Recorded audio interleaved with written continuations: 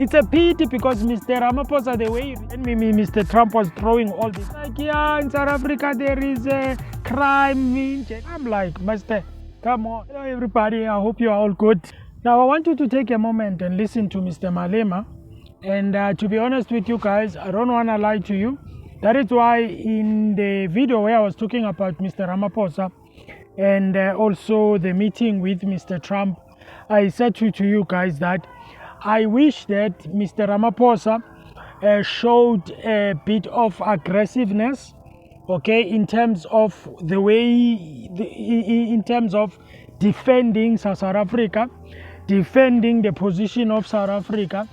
So the reason why I always say that, or sometimes I believe other people why they say that, is because Mr. Ramaphosa is the first line, I don't know whether to say is the first line of defense, okay, because he's the first person that needs to defend our country, because he's the first person also that anytime and every time somebody or a president or a country, they want to speak with somebody from that country, is going to be the president.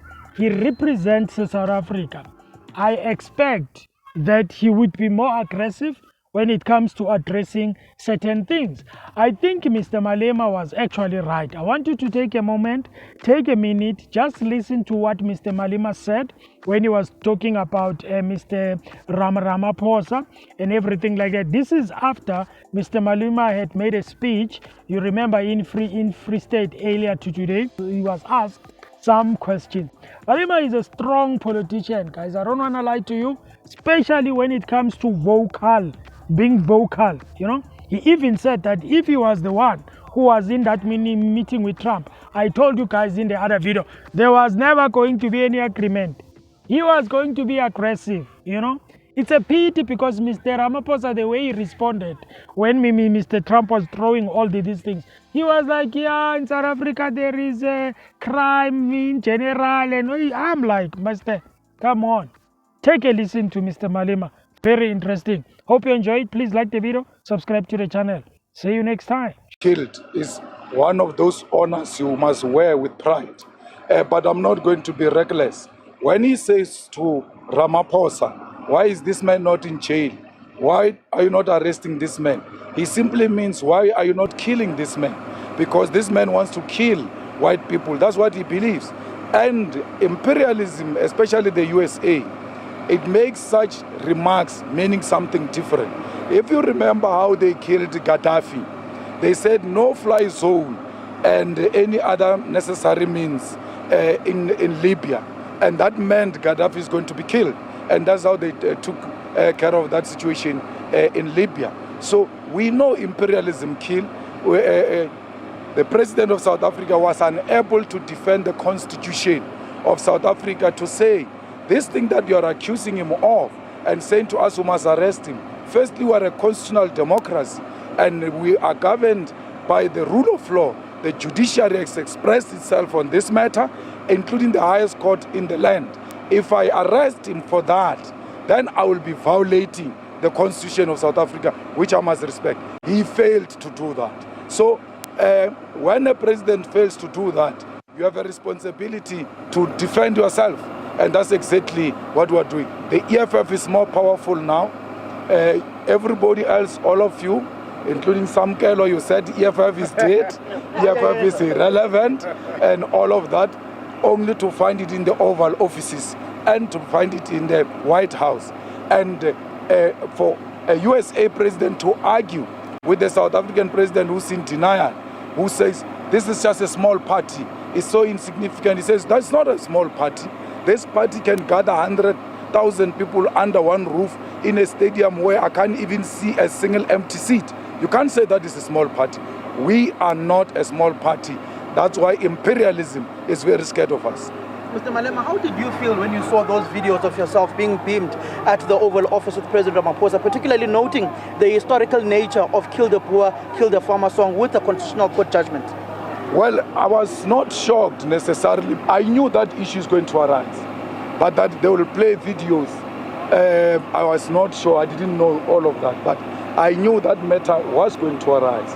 And I was very interested to hear how the president is going to defend the struggle song that the ANC has defended throughout the history of that song.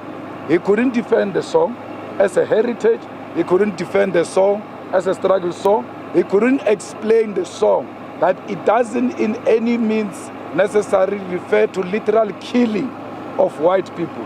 It was used in reference to a white supremacist system of oppression in South Africa. He couldn't do that because he himself never believed in the struggle.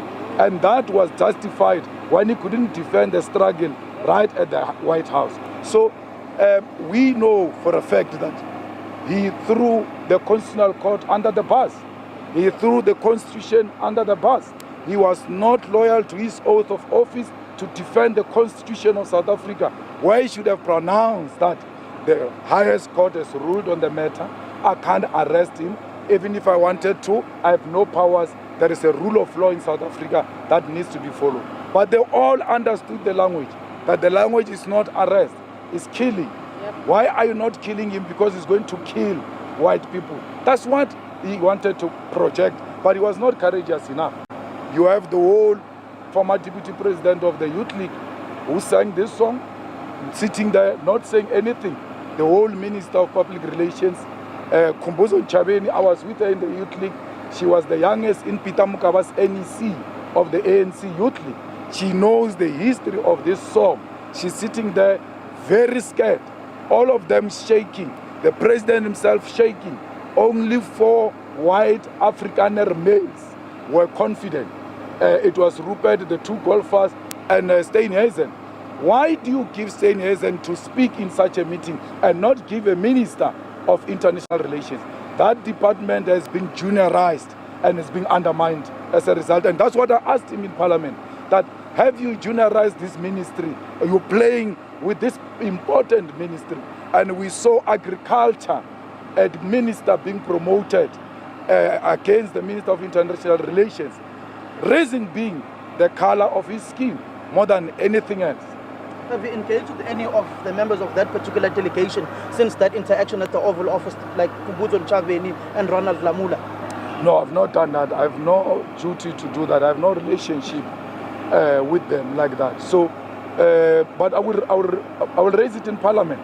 When the president comes for questions, we'll sharply raise this matter, and I will sharply raise the matter where he failed to defend the struggle and the Constitution of the Republic of South Africa. Diplomatically, don't you feel as if the president was on the right footing not to engage President Trump and to present facts to him, because that wouldn't have changed the thinking of the US president? So to engage in a diplomatic engagement which doesn't present the facts is falsehood. It's not diplomacy. Diplomacy, you say, with due respect, Mr. President, so many people are being killed in South Africa, and of this number, so many are blacks, so many are white. Majority of people being killed are black, and you do that in the best way you can. Ramaphosa can do that. He's got the temperament to can do that. I can do that. I can't do that. I'm going to be very aggressive, and that means in one way. So Ramaphosa should have presented the facts. Look, he goes to Oval Office 2 days or a day after they released the crime stats, which means Ramaphosa was sitting there knowing the crime stats in South Africa. He still doesn't say, but this is not a true reflection. And then, what kind of diplomacy, Samkelo, is this one?